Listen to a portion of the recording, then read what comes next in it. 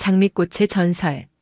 오늘은 우리가 사랑의 상징으로 알고 있는 장미꽃에 얽힌 아름답고 신비로운 전설들을 소개해 드리려고 합니다. 여러분은 왜 장미가 사랑을 의미하게 되었는지, 왜 빨간 장미가 열정을 상징하게 되었는지 궁금하신 적 없으세요?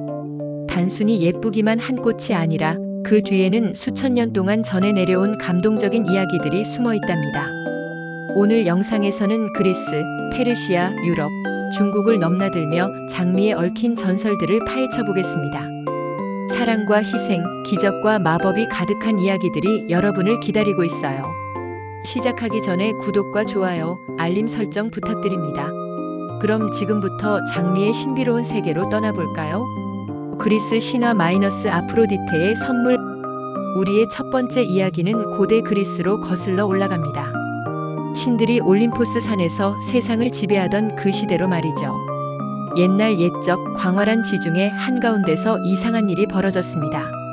하늘의 신 우라노스가 그의 아들 크로노스에게 패배한 뒤 바다에 떨어진 그의 몸에서 하얀 거품이 일기 시작했습니다. 그 거품은 점점 커지더니 마침내 그 속에서 한 여인이 모습을 드러냈습니다. 그녀가 바로 사랑과 미의 여신 아프로디테였습니다. 로마 신화에서는 비너스라고 불리는 바로 그 여신이죠. 여신이 탄생하는 순간 바다는 잔잔해졌고 하늘에서는 금빛 햇살이 쏟아졌습니다. 모든 자연이 이 특별한 순간을 축하하는 듯 했습니다. 서풍의 신 제피로스는 부드러운 바람을 불어 여신을 육지로 안내했고 계절의 여신들인 호라이가 그녀를 맞이하기 위해 해변에서 기다리고 있었습니다. 아프로디테가 처음으로 육지에 발을 디딘 곳은 지중해의 아름다운 섬 키프로스였습니다. 그녀가 황금빛 모래사장에 첫 발걸음을 내딛는 순간 정말 놀라운 일이 벌어졌습니다. 그녀의 발자국이 닿은 곳마다 풀들이 돋아나기 시작했고 그 풀들 사이에서 이제껏 세상에 존재하지 않았던 아름다운 꽃들이 피어나기 시작한 것입니다. 그 꽃들은 완벽한 대칭을 이루는 꽃잎들이 겹겹이 겹쳐진 모습이었고 어떤 꽃보다도 달콤하고 황홀한 향기를 내뿜었습니다. 그것이 바로 세상 최초의 장미였습니다. 이 광경을 목격한 올림포스의 신들조차 감탄을 금치 못했다고 합니다. 신들의 왕 제우스는 이 꽃을 보고 이것이야말로 모든 꽃들의 여왕이로다 라고 선언했습니다. 그리고 모든 신들이 이 특별한 꽃에 각자의 축복을 내리기 시작했습니다. 포도주와 축제의 신 디오니소스는 이 꽃에 취할 듯한 달콤한 향기를 선물했습니다. 세 명의 그라케스 여신들, 즉 아글라이아, 에우프로시네, 탈레이아는 각각 화려함과 기쁨, 그리고 풍요를 이 꽃에 부여했습니다. 시의 여신들인 뮤즈들은 장미에게 예술적 영감을 불어넣었고 지혜의 여신 아테나는 이 꽃이 사랑하는 사람들에게 지혜를 가져다 줄 것이라고 축복했습니다. 전령의 신 헤르메스는 장미가 사랑의 메시지를 전하는 매개체가 되도록 했습니다. 마지막으로 아프로디테 자신은 이 꽃에 가장 강력한 마법을 걸었습니다. 바로 진정한 사랑을 불러일으키는 힘이었습니다. 그녀는 말했습니다. 이 꽃을 보는 모든 이들이 사랑의 아름다움을 깨닫고 이 꽃을 선물하는 이들의 마음이 상대방에게 온전히 전해지기를. 그래서 장미는 태어날 때부터 특별했습니다. 단순한 꽃이 아니라 신들의 축복을 받은 사랑과 아름다움의 화신이었던 것이죠. 고대 그리스 사람들은 장미를 아프로디테의 성스러운 꽃으로 여겼고 사랑의 의식이나 결혼식에서 빠지지 않고 장미를 사용했습니다. 신전에서는 여신을 위해 장미로 만든 화환을 바쳤고 연인들은 서로에게 장미를 선물하며 사랑을 맹세했습니다. 이렇게 장미와 사랑의 연결고리는 고대 그리스에서 시작되어 오늘날까지 이어져 내려오고 있는 것입니다. 흰 장미가 붉은 장미가 된 비극적 사연. 하지만 여러분, 재미있는 사실 하나 알려드릴게요. 원래 모든 장미는 순백색이었다는 사실 알고 계셨나요? 네, 맞습니다. 처음 아프로디테가 만들어낸 장미는 모두 새하얀 꽃이었습니다. 그렇다면 언제부터 붉은 장미가 생겨난 걸까요? 여기에는 가슴 아픈 사랑 이야기가 숨어 있습니다. 이것은 사랑의 여신조차 슬픔을 피할 수 없었다는 것을 보여주는 이야기입니다. 아프로디테에게는 아도니스라는 연인이 있었습니다. 아도니스는 미르라 공주와 키니라스 왕 사이에서 태어난 청년으로 그의 아름다움은 전설적이었습니다. 그는 너무나 아름다워서 불멸의 여신인 아프로디테마저 그에게 사랑에 빠질 정도였죠. 아프로디테는 이 젊은 청년을 진심으로 사랑했습니다. 그녀는 올림포스에서의 의무도 잊은 채 아도니스와 함께 시간을 보냈고 다른 신들이 그녀를 찾아도 지상에 머물렀습니다. 사랑의 여신이 사랑에 빠진 것이죠. 하지만 아도니스에게는 한 가지 약점이 있었습니다. 그는 사냥을 무척 좋아했고 위험한 야수 사냥도 마다하지 않았습니다. 아프로디테는 늘 그가 다칠까봐 걱정했습니다. 그녀는 반복해서 말했습니다. 사랑하는 이여, 제발 위험한 사냥은 하지 말아요. 사자나 멧돼지 같은 맹수는 피하세요. 당신에게 무슨 일이라도 생긴다면 나는 어떻게 해요? 하지만 용감한 아도니스는 그녀의 만류를 웃으며 뿌리쳤습니다. 젊음의 자만심으로 가득했던 그는 자신이 어떤 짐승도 이길 수 있다고 믿었습니다. 그리던 어느 날 아프로디테가 가장 두려워하던 일이 벌어지고 말았습니다. 사냥을 나간 아도니스가 거대한 멧돼지를 만난 것입니다. 이 멧돼지는 평범한 짐승이 아니었습니다. 일설에는 질투에 불타던 전쟁의 신 아레스가 보낸 짐승이라고도 하고 또 다른 이야기로는 아프로디테를 시기한 여신 아르테미스가 보낸 것이라고도 합니다. 어쨌든 이 멧돼지는 엄청난 크기와 힘을 가지고 있었습니다. 아도니스는 용감하게 맞섰습니다. 그의 창은 멧돼지의 가죽을 스쳤지만 치명상을 입히지는 못했습니다. 화가 난 멧돼지는 날카로운 엄니로 아도니스의 허벅지를 관통했고 아도니스는 피를 흘리며 쓰러졌습니다. 멀리 올림포스에 있던 아프로디테는 연인의 고통을 감지했습니다. 사랑의 여신으로서 그녀는 자신이 사랑하는 사람이 위험에 처했다는 것을 본능적으로 알 수 있었던 것이죠. 그녀는 즉시 황금 마차도 날개 달린 비둘기들도 기다리지 않고 맨발로 숲속을 향해 달려갔습니다. 사랑하는 사람을 구하기 위해서라면 신발도 필요 없었습니다. 그녀는 가시덤불을 헤치고 날카로운 바위를 넘고 험한 언덕을 뛰어넘었습니다. 온 힘을 다해 달렸습니다. 그 과정에서 그녀의 섬세한 발은 수많은 상처를 입었고 특히 장미가시에 깊이 찔렸습니다. 불멸의 신인 아프로디테의 피는 보통의 피가 아니었습니다. 황금빛을 띤 그 신성한 피가 하얀 장미꽃잎 위로 한 방울, 두 방울 떨어졌습니다. 순백의 장미들은 여신의 피를 머금고 서서히 붉게 물들기 시작했습니다. 여신이 지나간 자리마다 흰 장미가 붉은 장미로 변했습니다. 마치 그녀의 절박한 사랑이 꽃잎에 새겨지듯이 말이죠.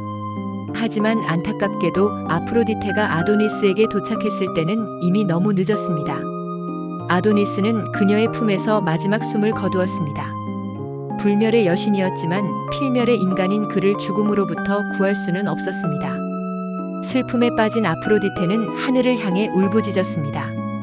그녀의 비탄은 너무도 커서 온 세상이 함께 슬퍼했습니다.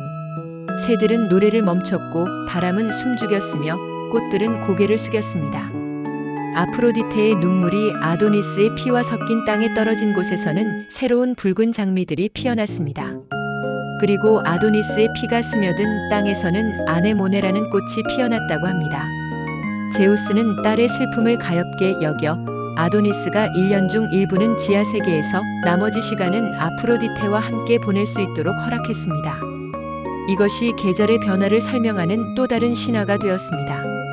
이후로 붉은 장미는 뜨거운 사랑과 열정, 그리고 사랑을 위한 희생을 의미하게 되었습니다. 여신조차 사랑하는 이를 위해 자신의 피를 흘렸다는 이 이야기는 진정한 사랑에는 희생이 따른다는 것을 상징합니다. 우리가 사랑하는 사람에게 붉은 장미를 선물하는 것은 사실 이 애절한 사랑 이야기를 함께 전하는 것이나 다름없는 거죠. 한 송이 한 송이의 붉은 장미에는 수천 년 전 여신의 사랑과 눈물이 담겨 있는 것입니다. 3부 페르시아의 전설 마이너스 나이팅게일과 장미. 이번에는 무대를 중동으로 옮겨볼까요? 페르시아, 즉 지금의 이란 지역에는 장미와 나이팅게일에 얽힌 애틋한 전설이 전해집니다. 이 이야기는 페르시아 시인들이 수백 년 동안 노래해온 것으로 특히 유명한 시인 하페즈와 루미의 시에도 등장합니다. 옛날 옛적 페르시아의 아름다운 정원에 세상에서 가장 아름다운 목소리를 가진 나이팅게일이 살고 있었습니다. 페르시아어로 불불이라고 불리는 이 새는 매일 밤 달빛 아래에서 노래를 불렀는데 그 노래가 너무나 아름다워 모든 생명체들이 숨죽이며 들었다고 합니다. 별들조차 그의 노래를 듣기 위해 더욱 밝게 빛났고 바람은 그의 노래를 방해하지 않으려 잠잠해졌습니다. 정원의 모든 꽃들이 그의 노래에 맞춰 흔들렸고 분수의 물소리마저 리듬을 맞췄다고 합니다. 어느 봄날 아침 정원에 새로운 꽃이 피어났습니다.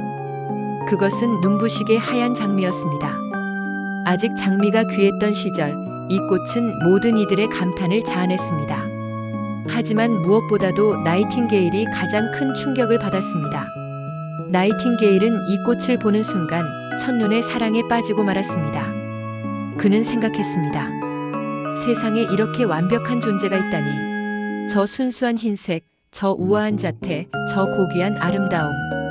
이것이야말로 내가 평생 노래로 표현하려 했던 완벽한 아름다움이 아닌가. 그날부터 나이팅게일의 삶은 완전히 바뀌었습니다. 그는 오직 장미만을 위해 노래하기 시작했습니다. 매일 밤 장미 가까이에서 그는 온 마음을 다해 노래했습니다. 그의 노래는 사랑으로 가득했고 그 어느 때보다 아름다웠습니다. 나이팅게일은 장미에게 말했습니다. 당신의 아름다움은 나의 노래보다 위대합니다. 나의 음악은 순간이지만 당신의 아름다움은 영원합니다. 나는 당신을 위해 노래하며 사는 것만으로도 행복합니다. 하지만 장미는 침묵했습니다. 꽃은 말을 할 수 없었고 나이팅게일의 사랑에 답할 방법이 없었습니다. 장미는 그저 아름답게 피어 있을 뿐이었습니다. 어떤 이들은 장미가 교만해서 나이팅게일을 무시한다고 말했습니다. 하지만 실은 장미도 괴로웠습니다. 장미는 나이팅게일의 아름다운 노래를 들으며 감동받았지만 자신의 마음을 표현할 방법이 없었던 것입니다. 계절이 바뀌었습니다. 봄이 가고 여름이 왔습니다. 나이팅게일은 쉬지 않고 노래했습니다. 다른 새들이 그에게 말했습니다. 친구여, 그만하게. 저 꽃은 자네의 사랑에 답하지 않잖는가. 차라리 다른 새를 찾는 게 어떤가.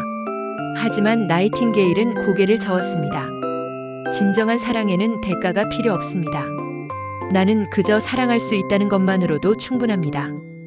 여름이 깊어갈수록 나이팅게일의 노래는 더욱 애절해졌습니다. 그의 마음은 사랑으로 타올랐고 그 불꽃은 점점 더 강렬해졌습니다. 밤이 깊어갈수록 그의 노래는 더욱 절절해졌습니다. 마침내 어느 달 밝은 밤 나이팅게일은 결심했습니다. 그는 생각했습니다. 내 노래만으로는 내 사랑을 충분히 표현할 수 없구나. 나는 내 존재 전체로 사랑을 증명해야 해. 나이팅게일은 장미 가까이 날아갔습니다. 그리고 가시 많은 줄기를 자신의 가슴에 안았습니다. 날카로운 가시가 그의 가슴을 관통했지만 나이팅게일은 움츠러들지 않았습니다. 대신 그는 노래하기 시작했습니다. 그의 마지막 노래는 그 어느 때보다 아름다웠습니다. 고통 속에서 부르는 사랑의 노래, 그것은 세상에서 가장 순수하고 진실한 음악이었습니다. 나이팅게일의 피가 한 방울씩 하얀 장미꽃잎을 적셨습니다. 장미는 점점 붉게 물들어갔습니다. 그것은 마치 장미가 처음으로 감정을 표현하는 것 같았습니다. 나이팅게일의 사랑을 받아들이며 붉게 물들어가는 것이었습니다. 밤새도록 나이팅게일은 노래했습니다. 그의 목소리는 점점 약해졌지만 사랑의 마음만큼은 끝까지 강렬했습니다. 별들은 눈물을 흘렸고 바람은 슬픈 한숨을 쉬었습니다. 해가 뜰 무렵 나이팅게일의 노래가 멈췄습니다. 그는 조용히 숨을 거두었습니다. 하지만 그가 생명을 바쳐 안았던 하얀 장미는 이제 완전히 붉은 장미로 변해 있었습니다. 그리고 놀라운 일이 벌어졌습니다. 바람이 그 장미의 꽃잎을 흔들자 마치 노래소리 같은 향기가 퍼져나갔습니다. 사람들은 말했습니다. 나이팅게일의 영혼이 장미 속에 깃들어 있다고. 페르시아 사람들은 이후로 붉은 장미를 볼 때마다 이 슬픈 사랑 이야기를 떠올렸습니다. 그들은 장미를 사랑과 희생의 상징으로 여겼고 밤마다 정원에서 들리는 나이팅게일의 노래는 영원한 사랑을 찾는 영혼의 외침이라고 믿었습니다. 오늘날에도 페르시아의 시인들은 나이팅게일과 장미의 사랑을 노래합니다. 그것은 단지 전설이 아니라 진정한 사랑이 무엇인지를 가르쳐주는 이야기입니다. 대가를 바라지 않는 사랑, 자신을 온전히 바치는 사랑, 그리고 죽음조차 두려워하지 않는 사랑을 말이죠. 중세 유럽 장미의 기적. 중세 유럽에도 장미와 관련된 아름다운 전설이 많이 전해집니다. 그 중에서도 특히 감동적인 이야기 하나를 소개해드리겠습니다. 이것은 독일의 전설로 나중에 여러 유럽 국가에서 다양한 버전으로 전해졌습니다. 때는 중세, 어느 추운 겨울날이었습니다. 눈이 소복이 쌓인 작은 마을에서 한 가난한 소녀가 성당 앞 계단에서 구걸을 하고 있었습니다. 그녀의 이름은 엘리자베트, 12살밖에 안 된 어린 소녀였습니다. 엘리자베트의 부모님은 전염병으로 세상을 떠났고 그녀에게는 의지할 곳이 없었습니다. 그녀의 손에는 마을 빵집 주인이 버린 얼어붙은 빵 몇 조각이 전부였습니다. 그것이 그녀가 가진 유일한 식량이었습니다. 사람들은 그녀를 지나치며 고개를 돌렸습니다. 중세시대에는 가난한 이들이 너무 많았고 사람들은 자신의 생존에만 급급했습니다. 추운 겨울날 모두가 따뜻한 집으로 서둘러 돌아가고 싶어 했습니다. 바로 그때 더욱 가련해 보이는 한 노인이 눈 덮인 길을 걸어오고 있었습니다. 그는 너무나 쇠약해서 지팡이의 의지에 간신히 걸어왔습니다. 그리고 성당 앞에 이르러서는 그만 힘이 다해 쓰러지고 말았습니다. 사람들은 그 모습을 보았지만 아무도 멈추지 않았습니다. 어쩌면 이미 죽었을지도 모르는 노인을 도울 여유가 없었던 것이죠. 하지만 어린 엘리자베트는 달랐습니다. 그녀는 자신도 굶주리고 있었지만 자기보다 더 어려운 사람을 외면할 수 없었습니다. 그녀는 떨리는 손으로 노인에게 다가갔습니다. 할아버지, 괜찮으세요? 노인은 천천히 눈을 떴습니다. 그의 눈은 이상하게도 맑고 깊었습니다. 배가 너무 고프구나. 엘리자베트는 망설이지 않았습니다. 자신이 가진 빵 조각들을 모두 노인에게 건넸습니다. 그것이 며칠간 먹을 수 있는 유일한 식량이었지만 그녀는 후회하지 않았습니다. 드세요, 할아버지. 제가 도와드릴게요. 노인은 천천히 빵을 먹었습니다. 그리고 조금 기력을 회복한 듯 일어섰습니다. 그는 엘리자베트의 손을 잡으며 말했습니다. 고맙구나, 착한 아이야. 내가 베푼 선행은 반드시 보답받을 것이다. 그리고 노인은 천천히 걸어가더니 성당 모퉁이를 돌아 사라졌습니다. 엘리자베트가 그를 따라가 보았지만 이상하게도 노인의 모습은 어디에도 없었습니다. 눈 위에는 발자국조차 남아있지 않았습니다. 소녀는 고개를 갸우뚱하며 돌아섰습니다. 그런데 그 순간 놀라운 광경이 펼쳐졌습니다.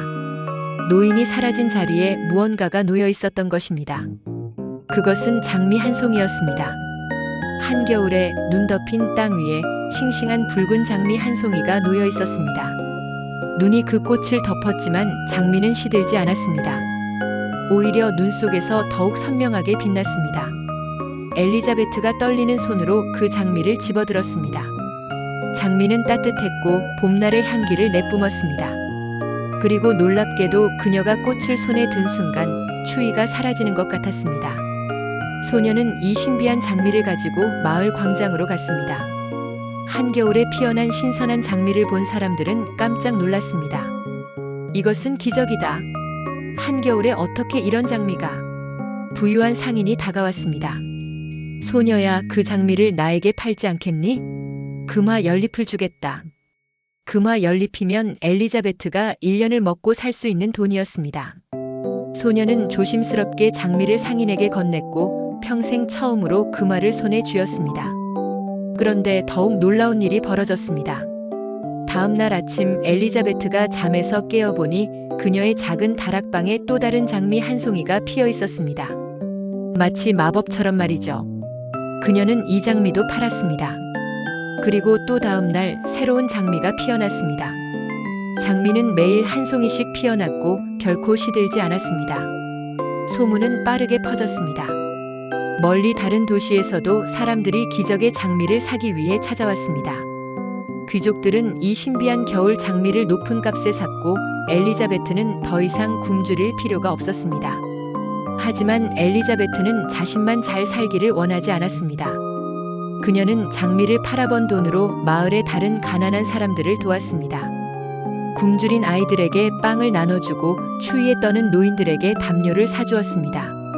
신기하게도 그녀가 선행을 베풀수록 장미는 더욱 아름답게 피어났습니다.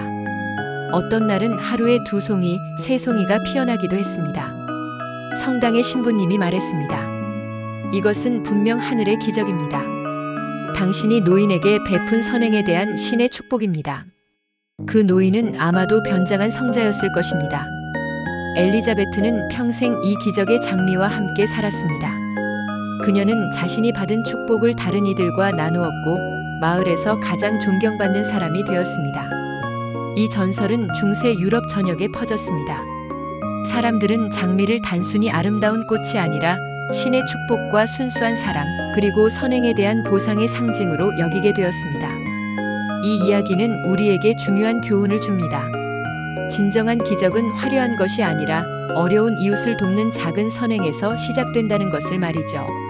동양의 전설 마이너스 중국의 장미 이야기. 서양뿐만 아니라 동양에도 장미에 관한 전설이 있습니다. 중국에서 전해 내려오는 아름다운 이야기를 들려드리겠습니다. 옛날 중국 송나라 시대 양자강 근처의 한 마을에 매우 아름다운 소녀가 살고 있었습니다. 그녀의 이름은 메이화였습니다. 아름다운 꽃이라는 뜻을 가진 이름이었죠. 메이화는 그 이름처럼 정말로 아름다웠습니다. 하지만 그녀의 진정한 아름다움은 외모보다는 마음씨에 있었습니다. 그녀는 항상 다른 사람들을 배려했고 마을의 어르신들을 공경했으며 어린아이들을 돌보는 것을 즐거워했습니다. 마을에는 2명의 젊은이가 메이화를 사랑했습니다. 한 명은 가난하지만 정직한 서생 리웬이었고 다른 한 명은 마을에서 가장 부유한 지주의 아들 장펑이었습니다. 리웬은 비록 가난했지만 시를 잘 지었고 마음이 순수했습니다. 그는 메이화를 위해 아름다운 시를 지어 바쳤고 그녀가 힘든 일을 할 때면 언제나 도와주었습니다. 반면 장펑은 부유했지만 오만했습니다. 그는 자신의 재산으로 메이화의 마음을 살 수 있다고 믿었습니다. 그는 비싼 선물을 보냈고 메이화의 가족에게 큰 돈을 약속했습니다. 메이화의 부모는 가난했습니다. 그들은 딸이 부유한 장펑과 결혼하기를 원했습니다. 그러면 가족 모두가 평생 편안하게 살 수 있을 테니까요. 메이화야, 장도령은 부자이고 좋은 집안 출신이다. 그와 결혼하면 너는 평생 궁핍함을 모르고 살 수 있단다. 하지만 메이화는 고개를 저었습니다. 아버지, 어머니, 저는 재산보다 진심을 원합니다. 리웬은 비록 가난하지만 진정으로 저를 사랑합니다. 그리고 저도 그를 사랑합니다. 메이화의 단호한 결심에 부모는 어쩔 수 없이 승낙했습니다. 하지만 이 소식을 들은 장펑은 분노했습니다. 감히 나를 거절하다니. 너희는 내 힘이 어느 정도인지 모르는구나. 장펑은 부패한 관리들에게 뇌물을 주고 리웬을 모함했습니다. 리웬이 세금을 횡령했다는 거짓 고발을 한 것입니다. 아무 죄 없는 리웬은 억울하게 옥에 갇혔습니다. 메이화는 매일같이 관아 앞에서 연인의 무죄를 호소했습니다. 제발 한 번만 조사해 주십시오. 리웬은 결백합니다. 하지만 뇌물을 받은 관리들은 그녀의 말을 들으려 하지 않았습니다. 며칠이 지나고 몇 주가 지났습니다. 메이화는 절망했습니다. 어느 날 밤 지쳐 잠이 든 메이화는 꿈을 꾸었습니다. 꿈속에서 한 노파가 나타났습니다. 그 노파의 얼굴은 자비로웠고 눈빛은 깊고 지혜로워 보였습니다. 메이화야, 너의 진심을 하늘이 알고 있다. 진실한 사랑은 결코 사라지지 않는단다. 하지만 할머니, 어떻게 해야 리웬을 구할 수 있을까요? 내 눈물이 땅에 떨어진 곳을 보거라. 그곳에서 특별한 꽃이 필 것이다. 그 꽃은 진실을 밝히는 힘을 가지고 있단다. 그 꽃을 관아에 바치면 거짓은 드러나고 진실이 밝혀질 것이다. 메이화가 잠에서 깨어났을 때 동이 트고 있었습니다. 그녀는 자신이 지난밤 울었던 장소로 갔습니다. 그곳에는 정말로 꽃이 피어 있었습니다. 그것은 중국에서 본 적 없는 화려하고 아름다운 꽃이었습니다. 붉은 꽃잎이 겹겹이 겹쳐져 있었고 달콤하면서도 고귀한 향기를 내뿜었습니다. 바로 장미였습니다. 메이화는 그 꽃을 조심스럽게 꺾어 비단천에 싸서 관아로 향했습니다. 관아 앞에 도착한 그녀는 큰 소리로 외쳤습니다. 관리님들, 제가 하늘의 계시를 받았습니다. 이 꽃이 진실을 증명할 것입니다. 처음에 관리들은 코웃음을 쳤습니다. 하지만 메이화가 꽃을 펼쳐 보이자 모두가 놀라움에 숨을 죽였습니다. 그런 아름다운 꽃을 본 적이 없었기 때문입니다.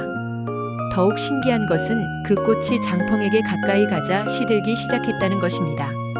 하지만 리웬이 갇힌 감옥 쪽을 향하자 다시 싱싱해졌습니다. 구경하던 사람들이 웅성거렸습니다. 이것은 분명 하늘의 계시다. 꽃이 진실을 말하고 있다. 압박을 느낀 장펑은 결국 자신의 거짓말을 실토하고 말았습니다.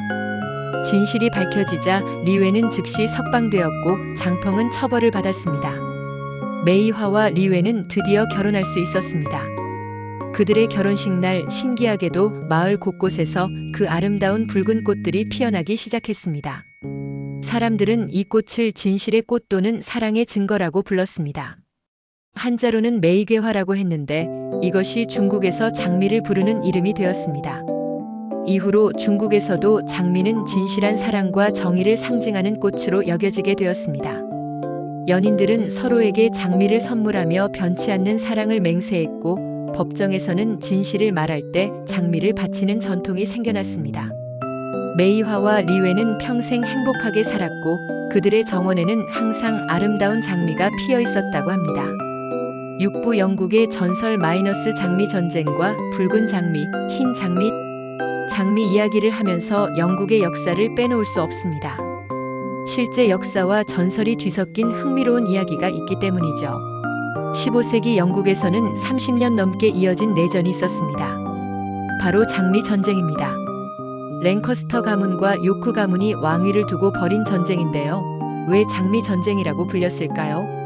전설에 따르면 이 전쟁이 시작되기 전 한 정원에서 귀족들이 모임을 가졌다고 합니다. 그들은 왕위 계승 문제로 격렬하게 논쟁했습니다. 랭커스터 가문을 지지하는 귀족이 말했습니다. 진정한 왕의 후계자는 우리 편에 있소. 그는 정원에 피어있던 붉은 장미를 꺾어 모자에 꽂았습니다. 요크 가문을 지지하는 귀족이 맞받아쳤습니다. 아니요, 정통성은 우리에게 있소. 그는 흰 장미를 꺾어 자신의 가슴에 달았습니다. 이렇게 해서 랭커스터 가문은 붉은 장미를, 요크 가문은 흰 장미를 상징으로 삼게 되었다고 합니다. 하지만 이 전쟁은 영국에 큰 상처를 남겼습니다. 수많은 귀족들이 목숨을 잃었고 백성들은 고통받았습니다. 아름다운 장미가 피와 눈물의 상징이 되어버린 것이죠. 전쟁이 끝난 후 헨리 7세는 랭커스터 가문의 붉은 장미와 요크 가문의 흰 장미를 합쳐서 투더 로즈를 만들었습니다. 빨간색과 흰색이 함께 어우러진 장미였죠.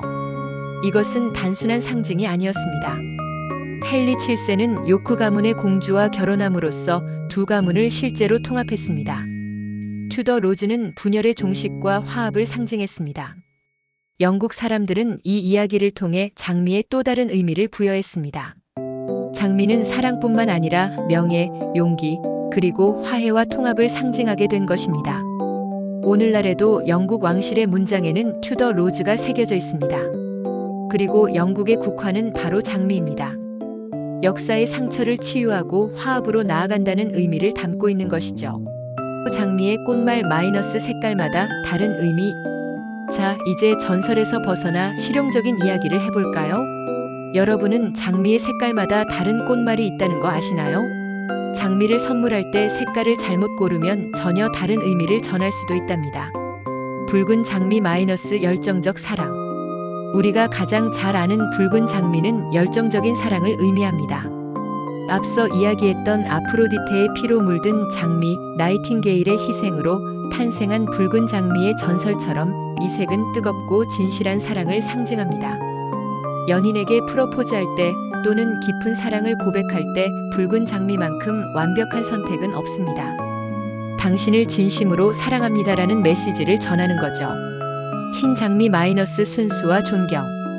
흰 장미는 순수한 사랑과 존경을 의미합니다. 아프로디테가 처음 만들었던 순백의 장미처럼 이 색은 티 없이 맑은 마음을 나타냅니다. 결혼식에서 신부의 부케로 흰 장미가 많이 쓰이는 이유가 바로 이 때문입니다. 또한 존경하는 어르신이나 스승님께 드리기에도 적합한 색입니다. 당신을 순수하게 사랑하고 존경합니다라는 의미를 담고 있죠. 핑크 장미 마이너스 감사와 우아함. 핑크 장미는 감사, 우아함, 행복을 상징합니다. 연인 사이가 아니어도 부담 없이 선물할 수 있는 색깔이죠. 어머니께 드리거나 친한 친구에게 고마움을 표현할 때 핑크 장미가 완벽합니다. 연한 핑크는 부드러운 감사를, 진한 핑크는 깊은 감사를 의미합니다. 노란 장미 마이너스 우정과 기쁨. 노란 장미는 우정, 기쁨, 새로운 시작을 의미합니다.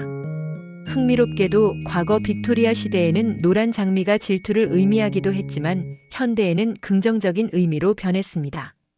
친구의 졸업을 축하하거나 새로운 시작을 응원할 때 노란 장미를 선물하면 좋습니다.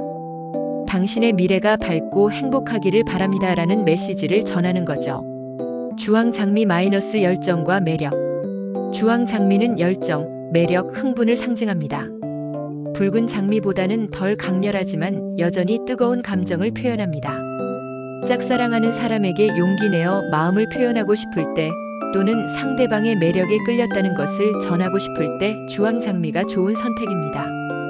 보라 장미 마이너스 신비와 첫눈에 반한 사랑. 보라 장미는 신비, 매혹, 첫눈에 반한 사랑을 의미합니다.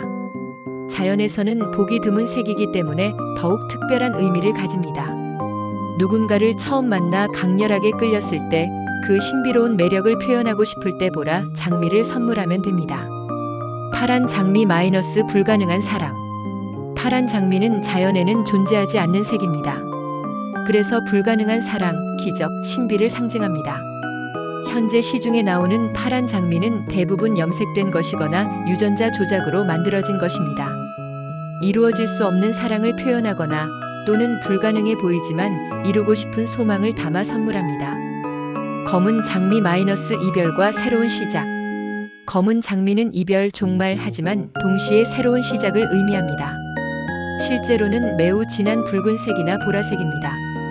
부정적인 의미로 보일 수 있지만 때로는 과거와의 결별과 새로운 출발을 상징하기도 합니다. 장미 송이수의 의미. 색깔뿐만 아니라 송이수도 의미가 있다는 거 아시나요? 한 송이 당신만이 유일합니다. 세 송이 사랑합니다. 9송이 영원한 사랑. 11송이 가장 사랑하는 사람.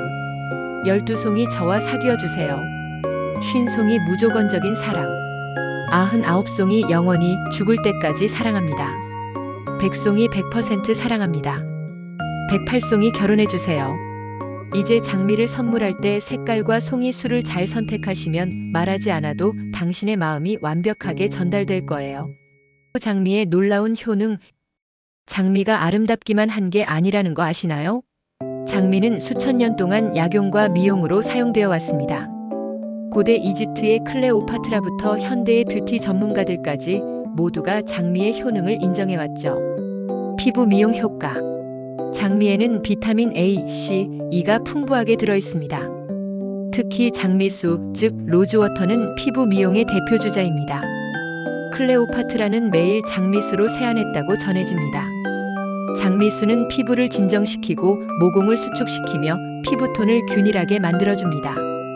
민감한 피부에도 자극이 적어서 누구나 사용할 수 있죠. 로즈힙 오일은 흉터와 주름을 개선하는 데 탁월합니다. 비타민C와 필수 지방산이 풍부해서 피부 재생을 돕고 색소 침착을 완화시킵니다. 할리우드 스타들이 애용하는 안티에이징 제품이기도 합니다. 항산화 효과. 장미에는 폴리페놀과 안토시아닌 같은 강력한 항산화 물질이 들어있습니다. 이 성분들은 우리 몸의 세포를 손상시키는 활성산소를 제거해줍니다. 장미차를 마시면 노화를 늦추고 면역력을 강화하며 만성질환을 예방하는 데 도움이 됩니다. 실제로 연구에 따르면 장미차는 녹차만큼이나 강력한 항산화 효과를 가지고 있다고 합니다.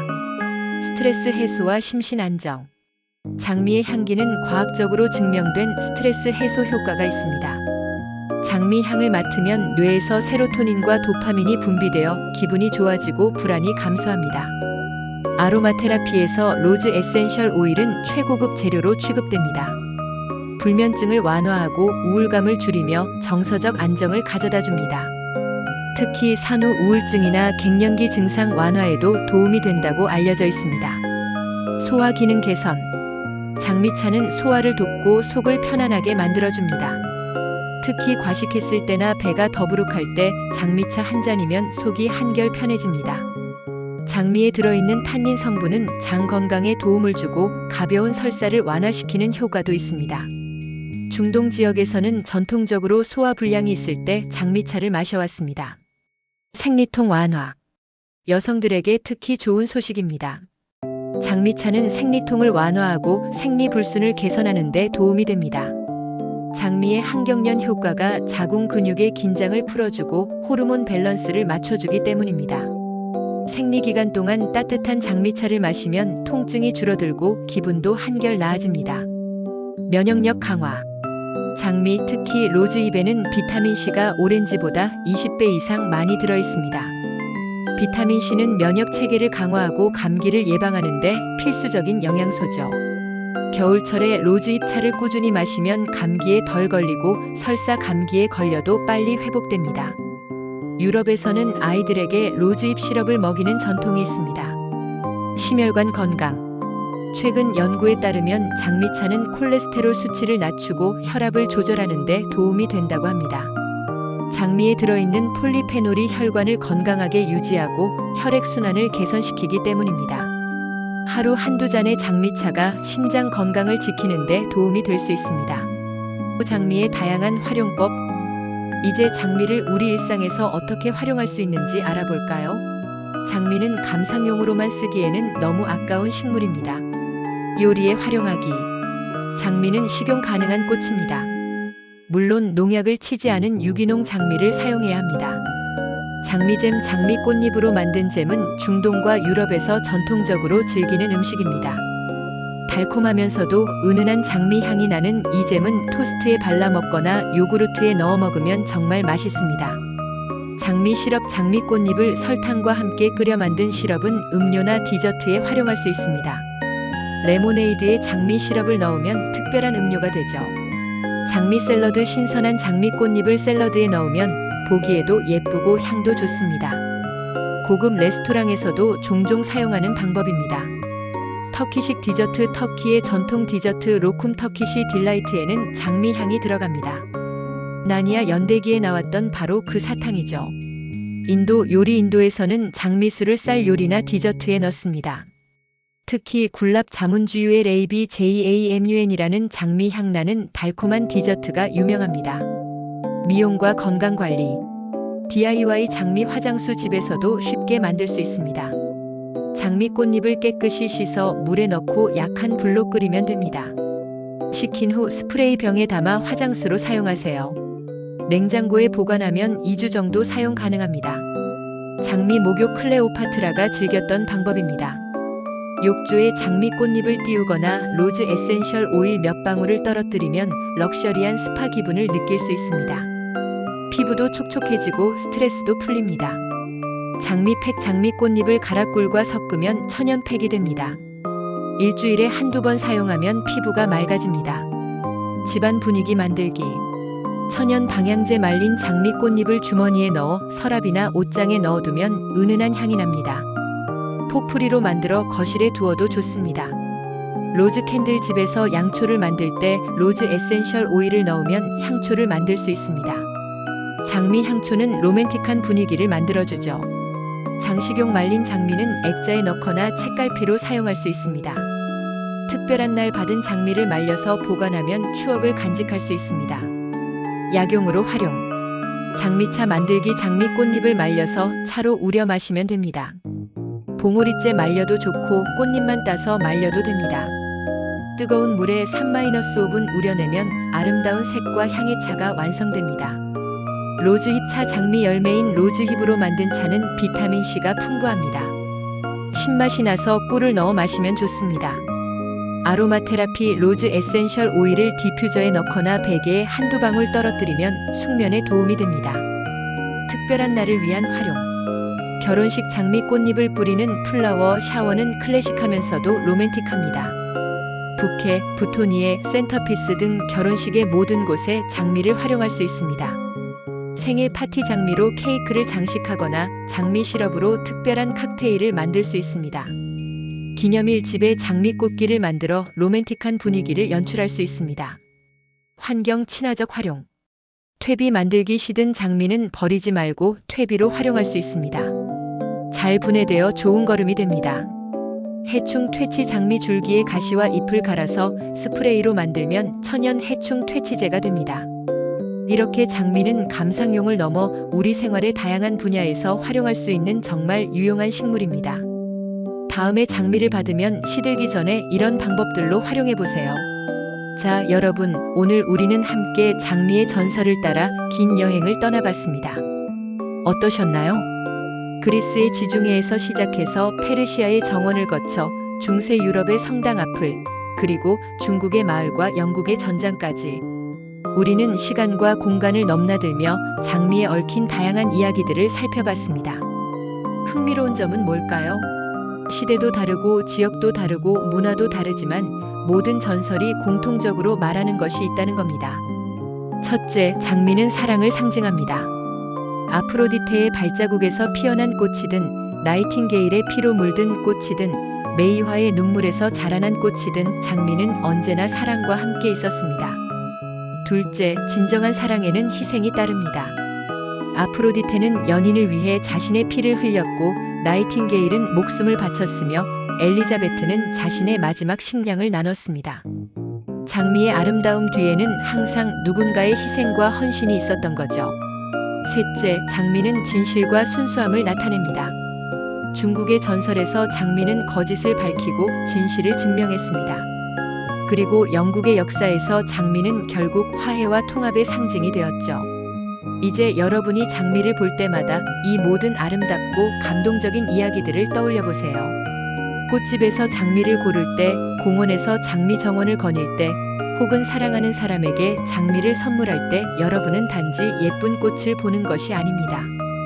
여러분은 수천 년의 역사를 보는 것이고 무수히 많은 사랑 이야기를 마주하는 것이며 인류가 오랫동안 소중히 여겨온 가치들을 만나는 것입니다.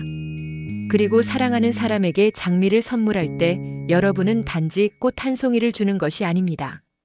여러분은 아프로디테의 축복을, 나이팅게일의 노래를, 엘리자베트의 순수함을, 메이화의 진실을, 그리고 수천 년간 이어져 온 사랑의 이야기를 함께 전하는 것입니다. 장미 한 송이에는 이렇게 깊고 풍부한 의미가 담겨 있습니다. 그래서 장미는 지금도 그리고 앞으로도 계속해서 사랑의 상징으로 남을 것입니다. 다음번에 누군가에게 장미를 받으면 그저 예쁘네요 라고만 하지 마세요. 그 장미 속에 담긴 깊은 의미를, 그 사람이 전하고 싶어 하는 마음을, 그리고 수천 년 동안 이어져 온 사랑의 전통을 느껴보세요. 사랑은 시대가 바뀌어도 변하지 않습니다. 장미가 수천 년 동안 사랑의 상징이었던 것처럼 진실한 사랑은 언제나 아름답고 소중한 것이니까요. 오늘 영상이 유익하셨다면 구독과 좋아요, 알림 설정 부탁드립니다. 댓글로 여러분의 생각도 들려주세요. 장미에 대한 여러분만의 특별한 기억이 있으신가요? 다음에는 또 다른 흥미로운 전설과 이야기로 찾아뵙겠습니다. 여러분, 사랑하는 사람들에게 장미 한 송이와 함께 마음을 전해보세요. 그리고 기억하세요. 가장 아름다운 장미는 진심을 담은 장미라는 것을요. 시청해주셔서 감사합니다.